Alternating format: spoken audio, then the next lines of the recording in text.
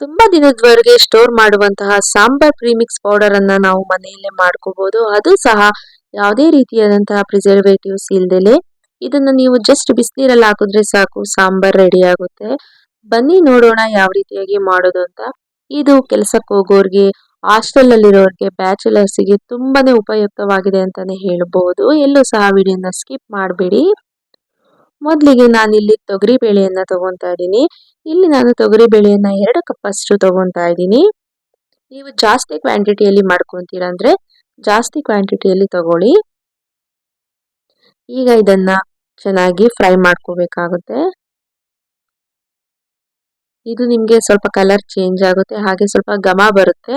ಅಲ್ಲಿವರೆಗೂ ನಾವು ಇದನ್ನ ಫ್ರೈ ಮಾಡ್ಕೋಬೇಕಾಗುತ್ತೆ. ಈಗ ಇದು ಚೆನ್ನಾಗಿ ಫ್ರೈ ಆಗಿದೆ. ಈಗ ಇದನ್ನ ಒಂದು ಪ್ಲೇಟಲ್ಲಿ ಹಾಕೊಳ್ಳಿ. ನಂತರ ನಾವು ಅದೇ ಕಡಾಯಿಗೆ ಒಂದು 3 ಸ್ಪೂನ್ ಅಷ್ಟು ಧನಿಯಾ ಕಾಳುಗಳನ್ನ ಹಾಕೊಂತಾ ಇದ್ದೀನಿ.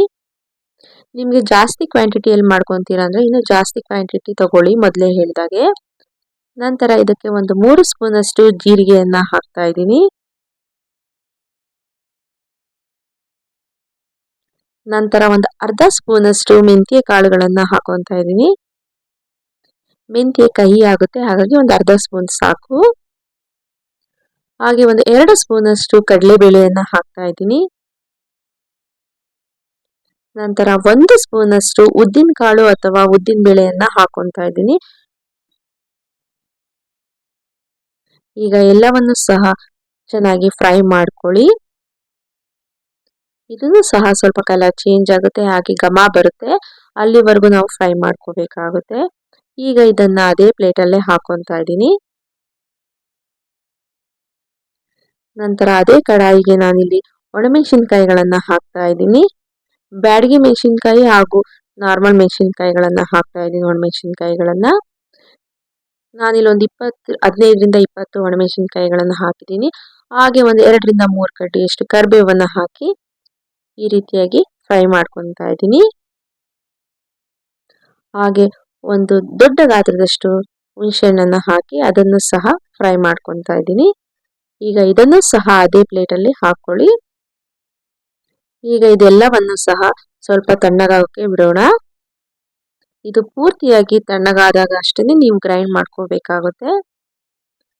ಈಗ ಇದನ್ನ ನಾನು ಒಂದು ಮಿಕ್ಸಿ ಜಾರಲ್ಲಿ ಹಾಕಿ ನುಣ್ಣಗೆ ಗ್ರೈಂಡ್ ಮಾಡ್ಕೊತಾ ಇದ್ದೀನಿ. ನೀವು ಜಾಸ್ತಿ ಕ್ವಾಂಟಿಟಿಯಲ್ಲಿ ಮಾಡಿದ್ರೆ ಮಿಷಿನ್ಗೆ ಹಾಕಿಸ್ಕೊಳ್ಳಿ. ಈ ರೀತಿಯಾಗಿ ಕಮ್ಮಿ ಕ್ವಾಂಟಿಟಿಯಲ್ಲಿ ಮಾಡಿದ್ರೆ ಈ ರೀತಿಯಾಗಿ ಮಿಕ್ಸಿ ಜಾರಲ್ಲಿ ಗ್ರೈಂಡ್ ಮಾಡ್ಕೊಳ್ಳಿ. ಆದಷ್ಟು ನುಣ್ಣಗೆ ಗ್ರೈಂಡ್ ಮಾಡ್ಕೊಳ್ಳಿ. ನೋಡಿ, ಇಷ್ಟು ನುಣ್ಣಗೆ ಗ್ರೈಂಡ್ ಮಾಡ್ಕೊಂಡಿದ್ದೀನಿ. ಈಗ ಅದೇ ಕಡಾಯಿಯಲ್ಲಿ ನಾನು ಸ್ವಲ್ಪ ಎಣ್ಣೆ, ಕರಿಬೇವು ಹಾಗೂ ಒಣಮೆಣಸಿನಕಾಯಿಯನ್ನ ಹಾಕೊತಾ ಇದ್ದೀನಿ. ನಂತರ ಕರಿಬೇವನ್ನ ಹಾಕಿ ಈಗಾಗಲೇ ಗ್ರೈಂಡ್ ಮಾಡ್ಕೊಂಡಿರುವಂತಹ ಪೌಡರನ್ನು ಹಾಕ್ತಾ ಇದ್ದೀನಿ. ಹಾಕಿ ಒಮ್ಮೆ ಚೆನ್ನಾಗಿ ಮಿಕ್ಸ್ ಮಾಡಿ.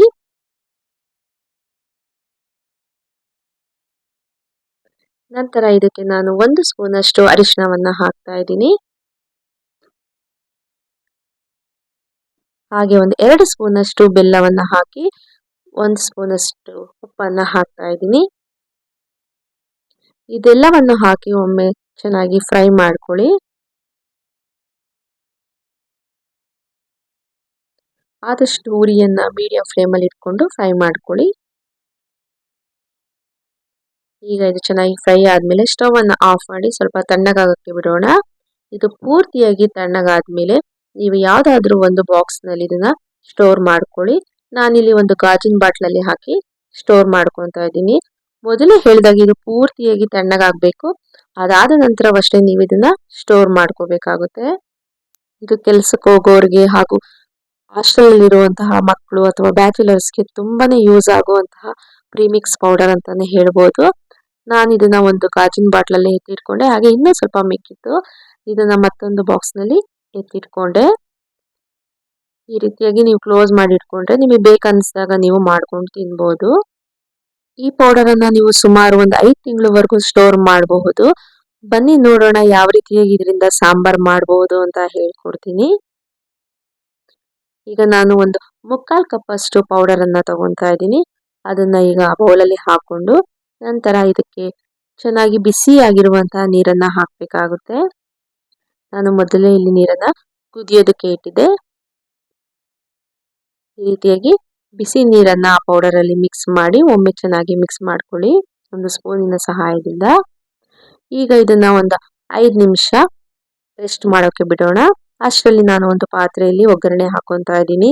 ಎಣ್ಣೆ, ಸಾಸಿವೆ, ಕರಿಬೇವು, ಈರುಳ್ಳಿ ಹಾಗೂ ಟೊಮೆಟೊನ ಹಾಕೊತಾ ಇದ್ದೀನಿ. ನಿಮಗೆ ಈ ರೀತಿಯಾಗಿ ತರಕಾರಿ ಏನೂ ಇಲ್ಲ ಅಂದಾಗ ಜಸ್ಟ್ ಬಿಸಿನೀರನ್ನ ಹಾಕೊಂಡು ಸಹ ನೀವು ಸಾಂಬಾರ್ ಥರ ಯೂಸ್ ಮಾಡ್ಕೋಬೋದು. ಹಾಗೆ ಇಲ್ಲಿ ಸ್ವಲ್ಪ ತರಕಾರಿಗಳನ್ನು ಹಾಕಿ ಫ್ರೈ ಮಾಡ್ಕೊತಾ ಇದ್ದೀನಿ. ಇಲ್ಲ ನೀವು ಬರೀ ಬೇಳೆ ಟೊಮೆಟೊನಾದರೂ ಹಾಕೊಂಡು ಸಹ ಹಾಕೋಬೋದು ತರಕಾರಿ ಇಲ್ಲ ಅಂದರೆ. ಈಗಾಗಲೇ ನಾನು ನೆನೆಸಿಟ್ಕೊಂಡಿರುವಂತಹ ಸಾಂಬಾರ್ ಮಿಶ್ರಣ ಏನಿರುತ್ತಲ್ಲ ಅದನ್ನು ಸಹ ಹಾಕಿ ಒಮ್ಮೆ ಫ್ರೈ ಮಾಡ್ಕೊಳ್ಳಿ. ಈಗ ಅದಕ್ಕೆ ಸ್ವಲ್ಪ ನೀರನ್ನು ಆ್ಯಡ್ ಮಾಡ್ಕೊಳ್ಳಿ. ಈಗ ನಿಮಗೆ ನೀರಿನ ಕನ್ಸಿಸ್ಟೆನ್ಸಿ ಎಷ್ಟು ಬೇಕೋ ಅಷ್ಟು ನೋಡಿಕೊಂಡು ಆ್ಯಡ್ ಮಾಡಿಕೊಂಡು ಮತ್ತೆ ಸ್ವಲ್ಪ ರುಚಿಗೆ ಉಪ್ಪು ಬೇಕನ್ಸಿದ್ರೆ ಉಪ್ಪನ್ನು ಹಾಕ್ಕೊಳ್ಳಿ. ಈಗ ಇದನ್ನ ಸ್ವಲ್ಪ ಚೆನ್ನಾಗಿ ಕುದಿ ಬರೋದಕ್ಕೆ ಬಿಡೋಣ. ಈಗ ನೋಡ್ತಾ ಇರ್ಬೋದು ದಿಢೀರ್ ಅಂತ ಸಾಂಬಾರ್ ರೆಡಿಯಾಗಿದೆ. ನಿಮಗೆ ಮಾಡೋಕೆ ಟೈಮ್ ಇಲ್ದಾಗ ಈ ರೀತಿಯಾಗಿ ಮಾಡ್ಕೊಂಡು ಇಟ್ಕೊಂಡ್ರೆ 5 ನಿಮಿಷದಲ್ಲಿ ನಿಮಗೆ ಸಾಂಬಾರ್ ರೆಡಿ ಆಗುತ್ತೆ, ಯಾವುದೇ ಒಂದು ಪ್ರಿಸರ್ವೇಟಿವ್ ಇಲ್ದೇನೆ. ಒಮ್ಮೆ ಮಾಡ್ಕೊಂತೀನಿ, ಸಖತ್ತಾಗಿರುತ್ತೆ ಸಾಂಬಾರ್. ನೀವು ಬೇಳೆ ಬೇಯಿಸೋ ಪಚೀತಿ ಇಲ್ಲ, ಮತ್ತೊಂದಿಲ್ಲ, ಈಸಿಯಾಗಿ ಮಾಡ್ಕೋಬಹುದು. ನೀವು ಸಹ ಟ್ರೈ ಮಾಡಿ ಹೇಗೆ ಬಂತು ಅಂತ ನನಗೆ ಕಮೆಂಟ್ ಮೂಲಕ ತಿಳಿಸಿ. ಹೀಗೆ ಸಪೋರ್ಟ್ ಮಾಡ್ತಾ ಇರಿ. Thank you.